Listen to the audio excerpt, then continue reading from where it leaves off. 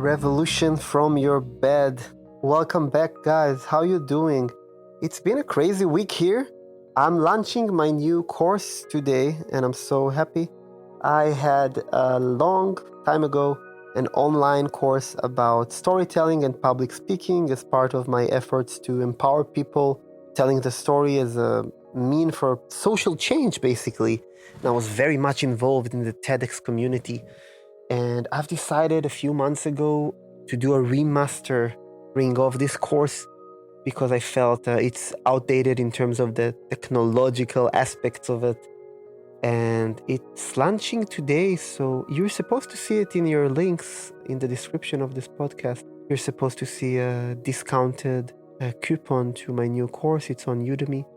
And they're not sponsoring this podcast, but I'm just happy to be able to share this knowledge. And all this process of editing and working and planning got me thinking that, wow, I really think storytelling saved my life. And for years as a public speaker dealing with issues like this, I always try to find the right connection between the communication aspects of my job, the entrepreneurial aspects of my job, my work. When I say job, I mean my work in general, not a specific job. The entrepreneurial aspects of my work and basically the fact that I'm advocating for patients, but in general, not only talking for patients, but trying to empower everybody to just be the best version of themselves, not to prove something to anybody, but to really feel more empowered and to reach our innate potential. And I realized that storytelling really saved my life. I wrote a chapter about it in my book a few days ago. When working on my course, I just realized that what an amazing power we have if we know how to tell our story. Of course, it can use for selling stuff and for work environment to present stuff in job interviews, dating, like knowing how to publicly speak. People think it's only reserved to like salespeople or ambassadors and so on. You stand on stage and you talk. But people don't realize that usually talking live or doing keynotes is just a byproduct of one's job or work in a field. There are very few people who are just publicly speaking because usually you need to speak about something. And I know I heard in some countries, I've encountered those general public speakers that they have like 25 different lectures on different subjects because they're good public speakers. But then there's something less genuine maybe about it. In my idea, the fact that you can actually stand there on stage means that you have something to say to the world. And then people ask me, hey, Roy, what if I don't have any story to tell? So that's why we're here today. And I want to tell you that everybody has a story to tell. And when I was in my darkest moments while being sick, I realized that if I cannot tell my story right, if I can't learn to properly organize the ideas that I had about my illness and present them to my doctors, I will be basically sentenced to death. Not by a chair or by hanging, but by not getting diagnosis and getting more and more deteriorated and keep on being sick. And who knows where it would end in terms of the quality of life, because it was close to none already. So this, I would call it obsession, but this passion towards public speaking started there. I always liked it. I always felt so empowered when I talked to other people because I did some youth work when I was a youth as an instructor in the Red Cross and in other organizations and in the student council in my high school. And I was one of the founders of the school radio in my school. And I just felt that I'm very empowered when I talk to other people. And it's really a great tool for me. But when you're faced with the fact that when you try to tell something to your doctor and he's completely ignoring you, and then you change a doctor and you try more than 10 different ones and it's still not working, you got to change something in the way you present. And what I had to learn is how to learn what are my strengths and how do I take knowledge, assimilate it, and organize it in a way that can really help me achieve what I want. And I want to generalize it today, not to take it specifically to the technicalities maybe of how to speak publicly. You can find it in this course, and there is an ebook about it, and there are a lot of other great resources. I want to specifically engage the subject of everybody has a story to tell. And Now, during COVID, people are so obsessed with acquiring new skills and improving themselves, which is amazing. But I don't hear a lot of people trying to foster this public speaking thing because they think that, oh, there are no places to talk anymore, so I probably don't need to engage in this knowledge or acquiring of the skill of public speaking. I think now is the time to learn more about how to debate, how to speak, how to present, because we are going to live in a very different world post-corona. And it's going to take a few years probably until we can really be in major events like we used to be. And I think that because we are bound to our screens and there is like a tremendous loss of the intent or the intention when you talk via screens, because people cannot really read your body language as properly as they can do on a regular basis when they're in front of you.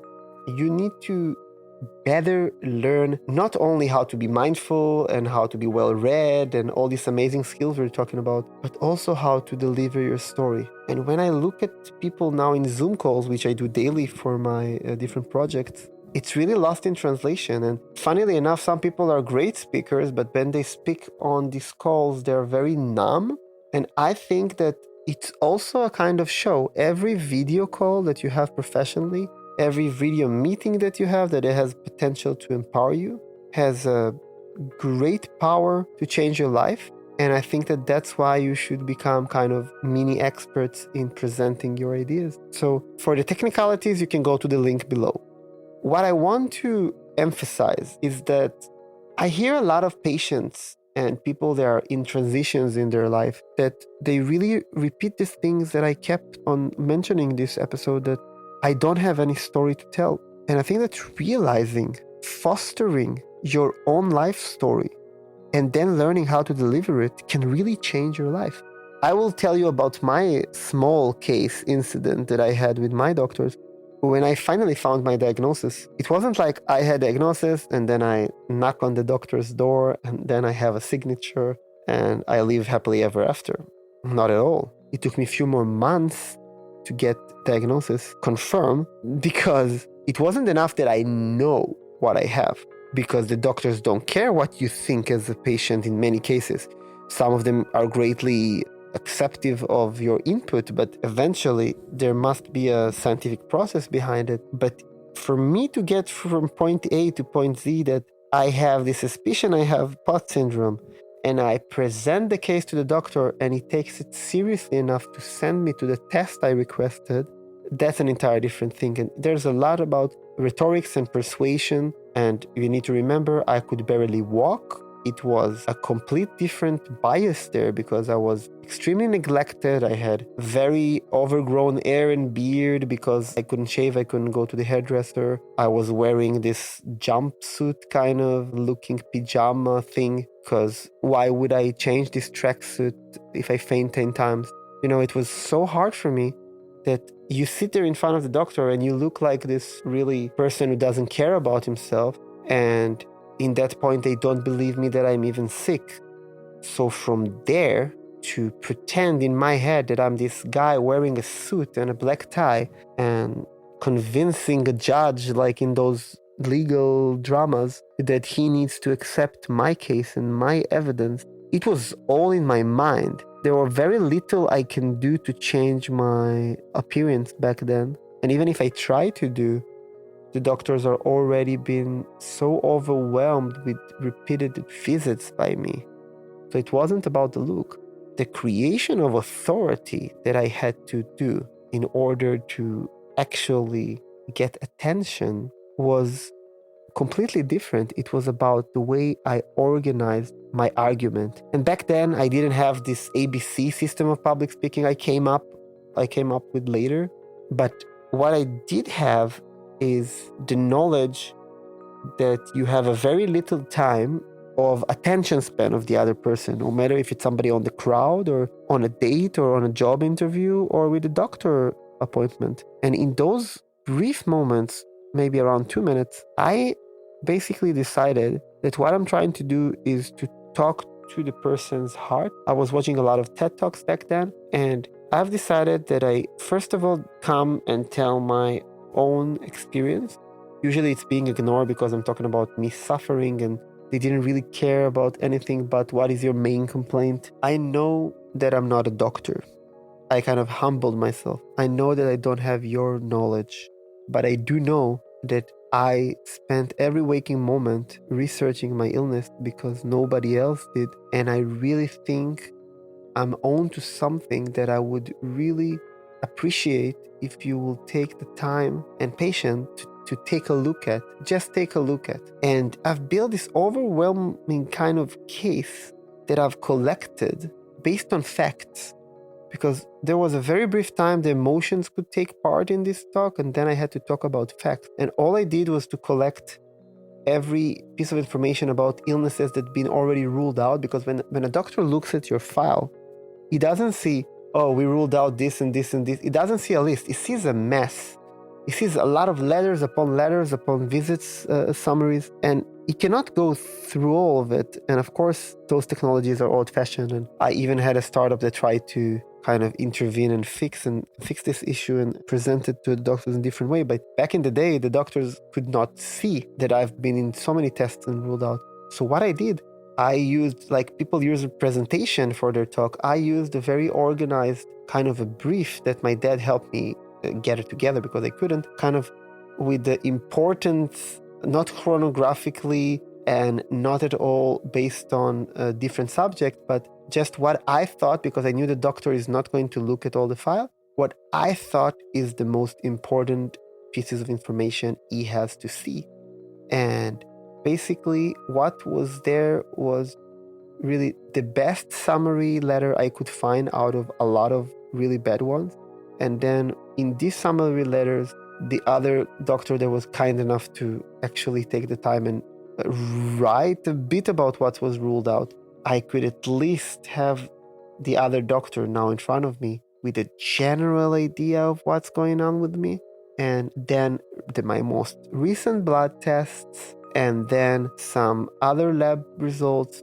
And also, because POTS can be diagnosed basically at home using blood pressure measurements, sitting, standing, and laying down, I did a professional one. I came to the clinic and I asked the nurses to take it for me, and also did a home testing, and I kind of added this report as well. So basically what I did in the term of storytelling is to use those 2 minutes to show the doctor that there is a chance I'm not that crazy like they used to call me back then. So in terms of storytelling, I was basically leaning on facts, but also using a bit of drama. And I think that it's very interesting to look at it, because back then I had zero training in the manner. I could not know what will work and what not.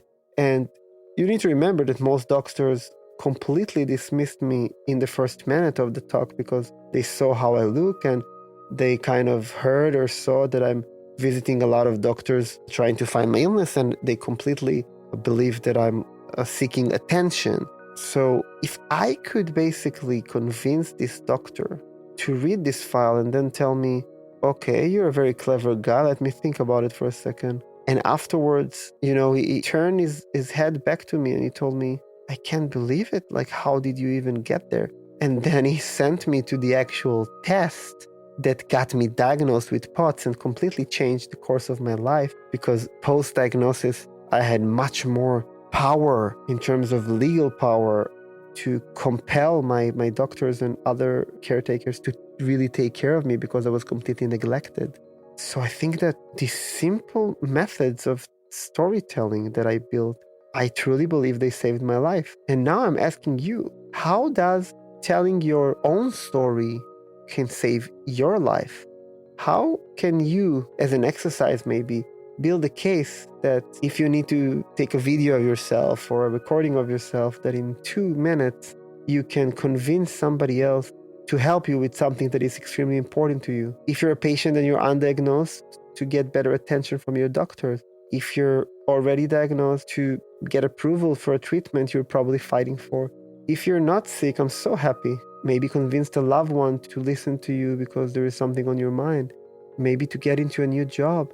Maybe when you're dating again soon, hopefully, to realize that a lot of dates fails because people are not cool or not nice, or so different. It's just that people are not trained in dating and they don't know how to tell their story. And we don't expect somebody in a day to take 15 minutes and tell about himself, but those 2-3 minutes that you know how to tell your story and present yourself can be really the difference between getting a new job, accepting into a degree, making it to the second date, getting a new client, selling something. It's really critical, and I had so much talks about it. I taught as a visiting professor a course at college about public speaking and storytelling, and the stories were amazing. It was always those students who always were too afraid to get up and talk were the one with the most amazing stories. Always those ones who say, I have nothing to talk about. Always when you dig a bit deeper, you realize they have really life-changing stories. They are so inspirational for other people's too and for your own life. So I'm asking you, what is your story? How can you tell it better? Maybe we can divide an entire episode of teaching a bit of those techniques that I've acquired, that I'm using when I'm doing this podcast, my YouTube channel, my courses, my talks, my books, and so on. But what is your story? How can you use real life data, facts, creativity, and passion into getting what you want? And really think, what's ahead of you? What do you expect? Are you enrolling into a new degree next year? Are you looking for a new job? Are you wanting to get any promotion? Do you want to finally really make a case in a date that you don't feel that it was horrible and that you really brought yourself, even if it wasn't the case that it was a, successful mating, like it's not a good match maybe, but you brought yourself there, you told your story. I really want you to think about it and think, how can you take the time now during COVID and not only engage in mindfulness and reading and learning and developing in all the other amazing aspects that we talked about, but also how can you learn to improve your storytelling and public speaking abilities, to better perform on Zoom, to better perform in any remote communication that you're doing right now, and to better be prepared for the very awkward, probably, social interactions that we're going to see post-COVID. So I will leave you with this challenge of trying to explore how can you do it. There are a lot of courses online. Some of them are free. There are a lot of resources. You don't have to use mine, of course. But I really urge you to make a favor for yourself and take at least half an hour of your time and either join a course or watch something on YouTube about effective storytelling and public speaking, because it saved my life and I'm sure it can at least change yours. See you on the next time.